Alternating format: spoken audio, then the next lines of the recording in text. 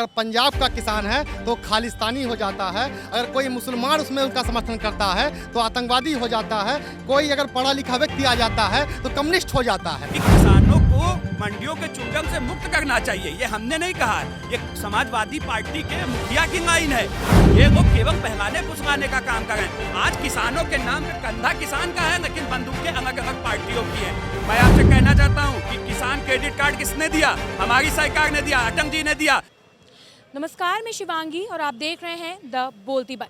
किसान आंदोलन को अब 16 से 17 दिन हो चुके हैं और किसान अपनी बात मनवाने पे अभी भी डटी हुई है। वहीं सरकार भी अपना फैसला वापस न लेने पर अड़ी हुई है। तो अब किसान वर्सेस सरकार की इस जंग में कौन जीतेगा, ये तो आने वाला वक्त ही बताएगा। फिलहाल हम आ चुके हैं बीजेपी कार्यालय के पास शर्मा जी की चाय पर, जहाँ पर हम इन्हीं लोगों से जानेंगे कि जो सवाल किसान लगातार बीजेपी सरकार से कर रही है उसकी सफाई में ये क्या कहना चाहेंगे। पहला सवाल मेरा ये है कि किसानों को लगता है कि उनकी ज़मीन इस एक्ट के आ जाने से छिन जाएगी। देखिए मैम, कॉन्ट्रैक्ट फार्मिंग की अगर मैं कहूँ तो आप कॉन्ट्रैक्ट फार्मिंग की तरफ बात कर रहे हैं। आर्टिकल 10, 8 और 15 में अगर पढ़ें तो उसमें स्पष्ट रूप से कहा गया है, और वैसे मैं बहुत ज़्यादा मैंने इस विषय पे पढ़ा नहीं है, बट इतना मैं जानता हूँ कि कॉन्ट्रैक्ट फार्मिंग आज से पहले गुजरात में मोदी जी के समय में आ चुकी थी। क्या अगर ऐसी किसी तरह की कोई दिक्कत थी तो क्या आज तक क्या कोई मुद्दा सामने आया? नहीं आया।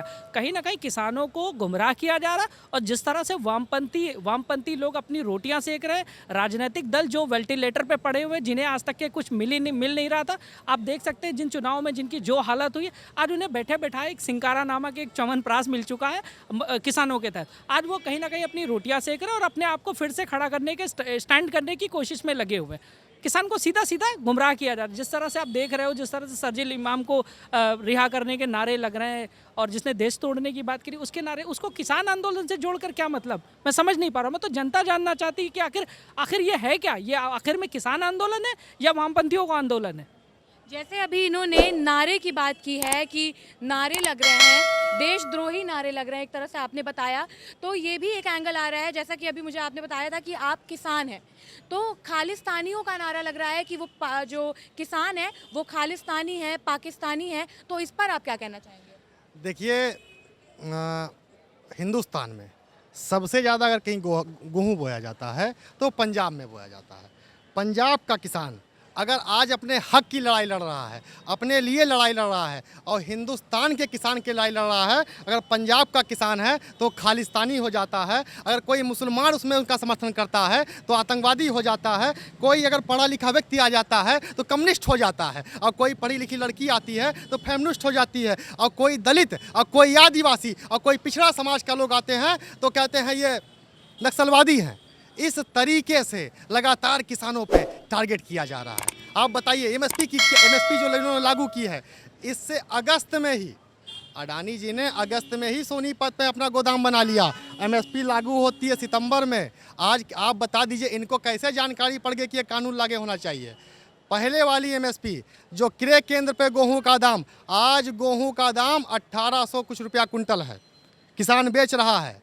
और जब एमएसपी लागू हो जाएगी तब ये बड़े बड़े उद्योगपति इस सरकारी क्रय केंद्र से गेहूँ ले जाके 2500 2000 में करके किसानों का गेहूँ खरीद लेंगे। मैं किसान हूँ, मेरे पास 8 बीघा कह रहे हैं अगर एमएसपी लागू हो जाएगी तो ये हो जाएगा। किसान की मांग यही है कि एमएसपी लिखित में चाहिए, तो लागू की क्या बात करें? इनको जानकारी नहीं है क्या चीज मांग रहे हैं। किसानों की मांग यही है कि एमएसपी आ जानी चाहिए, पर आप बता रहे हैं कि एमएसपी से लॉस। पहले वाली एमएसपी पहले एमएसपी क्या थी इनसे पूछिए। पहले वाली एमएसपी सरकार स्वामीनाथन की रिपोर्ट थी 2006 में, जिसमें कहा गया था कि 1.5 गुना एमएसपी कर दी जाए, और 2006 से 2014 तक के लिए लगातार कहा गया कर दिया जाए, लेकिन उस समय की यूपीए सरकार ने उस बिल को लागू नहीं किया था। हमारी सरकार मोदी जी के आने के बाद ये 1.5 गुना एमएसपी लागू किया गया। और सबसे पहली बात है, सुनो एक मिनट को, अब ये मुझे बताइए, जब ये कानून, जब ये किसान आंदोलन स्टार्ट हुआ, जब ये किसान वहाँ से चले, तो इनका क्या मांग थी कि सरकार जो बिल लेके आई उसमें प्रावधान होना चाहिए, संशोधन होना चाहिए, और जो इन्होंने कहा था कि किसानों के लिए एक कोर्ट होना चाहिए, लिखित में सरकार हमको एमएसपी पे दे। आखिर आज सरकार ने वो सब मांगे इनकी मान गई है, तब ये कहते हैं कि हमें कानून नहीं, हमें कानूनी खत्म चाहिए पूरी तरीके से। और एक चीज़ है, जहाँ तक आप बता रहे हैं, आज ये किसान की बात तो कर रहे हैं। 2010 में शरद पवार कृषि मंत्री थे यूपीए सरकार में, उनका बयान पढ़िए, लिखित बयान है संसद में। उन्होंने ये हमसे भी एक कदम आगे कहा था शीला दीक्षित को लिखकर चिट्ठी में कि अगर आप इस बिल को लागू नहीं करते हैं तो जो राज्यों को वित्तीय सहयोग देती है केंद्र सरकार वो नहीं दिया जाएगा। उस समय ये लोग कहाँ थे? आज केवल और केवल किसानों के नाम पे राजनीति कर रहे हैं। आज किसानों के लिए हमारी सरकार ने स्वयं कार्ड हो, पहले देश में केवल विधायक निधि होती थी, सांसद निधि होती थी, आज आप बताइए किसान सम्मान निधि जो पहली बार हुआ है इतिहास में, तो किसानों के लिए हमारी सरकार काम कर रही है। ये लोग देखिए, ये लोग एक राजनीतिक पार्टी के कार्यकर्ता, इनका विरोध जायज है, लेकिन आज बुनियादी सवाल है कि क्या किसानों को उनका हक मिल रहा है? अगर आज हम किसानों को उनको नया बाजार दे रहे हैं तो उसमें समस्या क्या है? और आज हम किसानों को हमने वादा किया है 2022 तक हम उनकी आय दुगनी करेंगे, तो उस पर ये सार्थक कदम है, लेकिन इन लोगों के पेट में दर्द है क्योंकि आज राजनीतिक पार्टियों का वजूद स्तर खत्म होने पे है। आज उनकी राजनीतिक रोटियां नहीं सीख पा रही हैं, इसलिए वो देश के अंदर कैसे भी मोदी विरोध कायम करें, सत्ता विरोध की एक लहर को पैदा किया जा सके, उसके लिए चाहे ये आतंकी हमलों को भी सहयोग करना पड़ेगा तो ये करेंगे। और खालिस्तानियों के वीडियो हम नहीं दिखा रहे हैं, आपके मीडिया कैमरों में आ रहे हैं कि किस तरीके से वहाँ सर्जिल इमाम उमर खालिद के रिहाई के नारे लग रहे हैं। क्यों लग रहे हैं? वो किसान आंदोलन से क्या जुड़ा है उसका, इनको बताना चाहिए। इनकी बात का क्या जवाब है आपके पास? अभी आप बता रहे थे कि एमएसपी से उनको दिक्कत है, पर इन्होंने ये बात तो कह दी। सरकार को जिस प्रकार से क्रय केंद्र पे धान खरीदा जाता था, गेहूं खरीदा जाता था, सरकारी क्रय केंद्र पे ही धान खरीदा जाए और सरकारी क्रय केंद्र के हिसाब से ही चलनी चाहिए। जो इन्होंने कानून बनाया है, इस कानून को इनको वापस लेना चाहिए। और किसानों की आय की बात, किसानों की आय की बात है, 6,000 रुपये किसान सम्मान निधि ये लोग देते हैं, उसका पहले पता कीजिए किस तरीके से किसानों को मिल रहा है, किसको मिल रहा है। 17 रुपये का भिखारी किसान नहीं है आपका, किसान अन्नदाता देश का है और देश के किसानों के साथ पूरा देश खड़ा है। और मोदी जी को ये कानून वापस लेना चाहिए। किसान भिखारी नहीं है, किसान देशभक्त है। और किसान, हमारे देश का किसान 70 सालों से अपने को परेशानी में रख के देश का पेट पालता है। हमारे देश का जो किसानों की ये बात कर रहे हैं, हमारे किसान का, देश का किसान कभी भी ये नारे नहीं लगाएगा कि इंदिरा को ठोक दिया था, मोदी को भी ठोक देंगे। मेरा सवाल आपसे एक और है, एक और सवाल है मेरा आपसे कि किसानों का कहना ये है कि ये जो बिल आया, जो एक्ट आया है, ये आम जनता के लिए नहीं है, ये किसानों के लिए ही है। लेकिन जब किसान ही इससे सहमत नहीं है तो ये बिल वापस क्यों नहीं ले रही है सरकार? देखिए, मेरा आपसे कहना सिर्फ ये जो बिल है पहले समझना पड़ेगा। देखिए, इसमें सबसे ज़्यादा कन्फ्यूजन क्रिएट कहाँ किया गया? सबसे ज़्यादा किया गया कि भाई किसानों की ज़मीनों को बंधक किया जाएगा।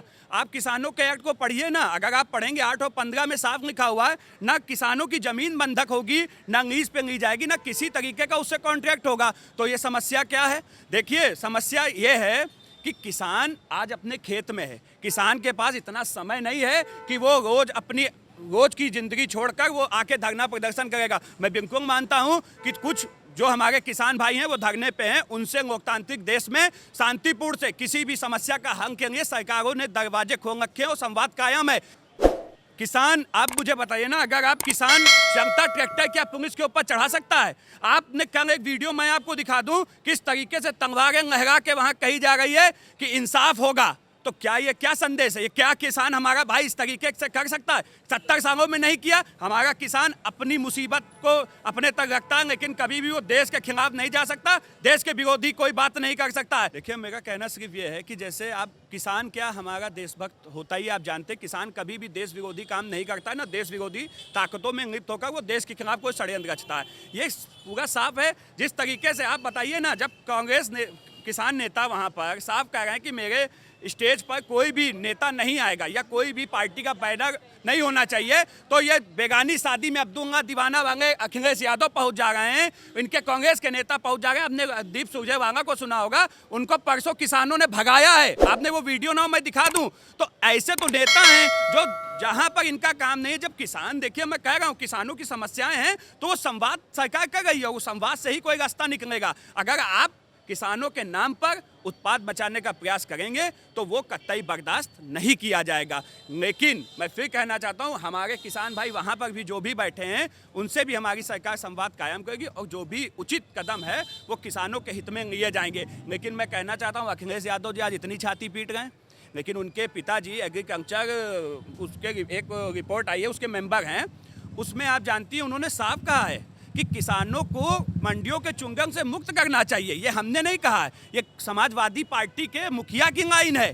तो अगर आज वो ये बात कह रहे हैं तो वो भी अखिलेश यादव नहीं सुन रहे हैं। आज शरद पवार हो 2013 में राहुल गांधी जी ने अपने मुख्यमंत्रियों की बैठक बुलाई थी, उसमें लिखित बयान है कि जल्दी से जल्दी इस बिल को लागू करना चाहिए जिससे किसानों की आय को दुगना किया जाए। कपिल सिब्बल का बयान आपने संसद में सुना होगा कि एक धान किसान अपनी पैदा करता है तो वो बिचौलियों के बीच में इतना फंस जाता है कि मात्र 5 रुपए तक उस तक पहुंच पाता, बाकी बिचौलिए खा जाते हैं। तो आज ये दंगाओं के साथ खड़े होने वाले लोग क्यों हैं? आज किसानों के हित में अगर खड़े होते तो इस बिल का स्वागत करते। ये दोहरे चरित्र वाले लोग हैं, दोहरा मापदंड अपनाने वाले लोग हैं और किसान समझदार है, किसान इनकी बातों में नहीं आने वाला है। ये केवल अपने वजूद को बचाने के लिए ये सब नौटंकी और नाटक कर रहे हैं।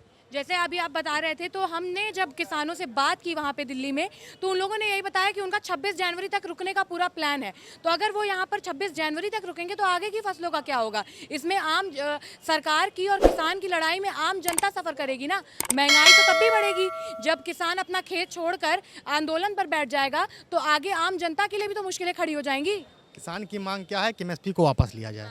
सरकार ने इनसे बात की, सरकार क्यों नहीं मानने लगी? सरकार चाह रही कि मैं किसानों के पक्ष में हूँ, सरकार चाह रही है लेकिन किसान तो चाह रहा है कि एमएसपी लाया जाए। नहीं, कि जब जो किसान चाह रहा है उसको सरकार को मानना चाहिए और किसानों की बात मान के। किसान की बात तो सरकार ने मान ही ली। किसान ने सरकार ने किसान की बात मानते हुए संशोधन लाने की बात कही, पर किसानों ने उसको खारिज कर दिया। सरकार जो किसान कह रहा है कि सरकार को मानना चाहिए, किसान देश का अन्नदाता है, जो भी किसान कह रहा है। अगर ये जो प्रदर्शन हो रहा है, आज दिल्ली जाम है और जो प्रदर्शन हो रहा है, जो यहाँ देश के किसान आके वहाँ बैठे हैं, सरकार की कुछ ना कुछ गलत नीतियाँ हैं जो आज किसान बैठा है। क्यों नहीं सरकार इस बात को मान जाती जो किसान चाहता है?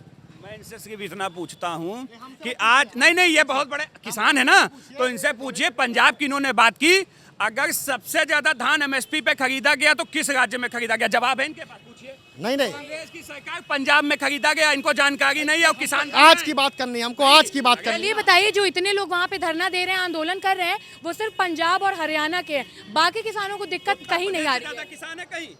आज जो धरना हो रहा है, आपको बॉर्डर सीज दिखाई पड़ रहे हैं। उत्तर प्रदेश के तमाम बॉर्डर सीज हैं, नहीं तो उत्तर प्रदेश के, पश्चिमी उत्तर प्रदेश के तमाम किसान धरने में शामिल हैं, जो आपको दिखाई नहीं पड़ रहा है। लेकिन भारत बंद भी किया गया पर उसका असर कुछ दिखा नहीं।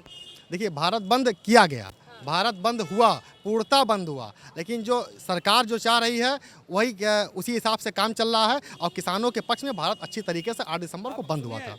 मैं एक चीज़ और बताता हूँ, इस बिल आने के बाद से एक सरकार ने ऑनलाइन ऐप जारी किया है जिसका नाम है नेशनल मार्केट एग्रीकल्चर नैम, जिसमें से 21 प्रदेशों की 1000 मंडियों ने अभी तक रजिस्ट्रेशन कर दिया है, जिसमें 1,68,00,000 किसान हैं और ट्रेडर 1,51,000 हैं, जिसमें से अभी तक जो सरकार ने खरीद की है वो 1,15,000 करोड़ की अभी तक खरीद सरकार कर चुकी है।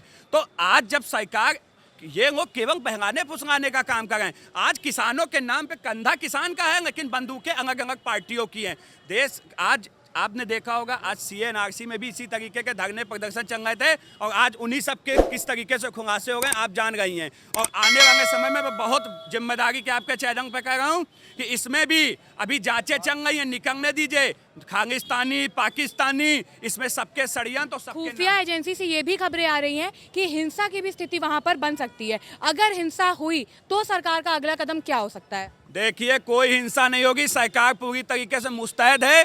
देश के खिलाफ अगर कोई भी षड्यंत्र रच रहा है तो सरकार उनको करारा जवाब देगी और ऐसे लोग को देश की जनता बर्दाश्त नहीं करेगी। और मैं फिर कह रहा हूँ आपसे, कांग्रेस हो, सपा हो, बसपा हो, ये सब की सब देश विरोधी ताकतों के साथ कैसे भी देश में आग लगे और मोदी के खिलाफ लहर बन सके, उसके लिए ये लोग काम कर रहे हैं। लेकिन देश का भरोसा नरेंद्र मोदी जी में है, योगी आदित्यनाथ जी में है। मैं आपसे कहना चाहता हूं कि किसान क्रेडिट कार्ड किसने दिया? हमारी सरकार ने दिया, अटल जी ने दिया। जब पहले किसान 2004 के पहले जब किसान जाते थे किसान कांग्रेस की सरकार में, तो शादीशुदा अपनी बच्चियों की शादी करने के लिए वो जाता था, अपनी ज़मीन गिरवी रखता था। लेकिन हमारी सरकार ने क्रेडिट कार्ड दिया उसको, उसके ब्याह पे वो जाता है और क्रेडिट कार्ड पे लोन लेके शादी करता है, उसको अपनी ज़मीन कहीं रखनी नहीं पड़ती है। किसानों को क्या, इन लोगों किसानों की बात करें, अगर आज किसानों में सबसे ज़्यादा संशय है किसी को, अगर आज नया बिल कोई आता है किसानों के ऊपर, तो उसकी सबसे बड़ी वजह है कांग्रेस सरकार, क्योंकि उसने बिल तो बहुत बनाए लेकिन उसका फायदा किसानों को नहीं मिला। इसलिए आज जो कोई बिल आता है तो थोड़ा सा संशय रहता है, लेकिन उस संशय को भी खत्म करने का काम हमारी सरकार करेगी। तो देखा आपने, यूपी और दिल्ली बॉर्डर की तरह किसान वर्सेस सरकार की लड़ाई यहाँ भी जारी है। आगे ही देखने पर पता चलेगा कि इस लड़ाई में कौन जीतता है। फिलहाल के लिए इतना ही। हमारे चैनल को लाइक शेयर सब्सक्राइब करना ना भूलें। आप इस वीडियो पर आपकी क्या राय है हमें कमेंट बॉक्स में ज़रूर बताइए। देखते रहिए द बोलती बंद, क्योंकि अब देश बोलेगा।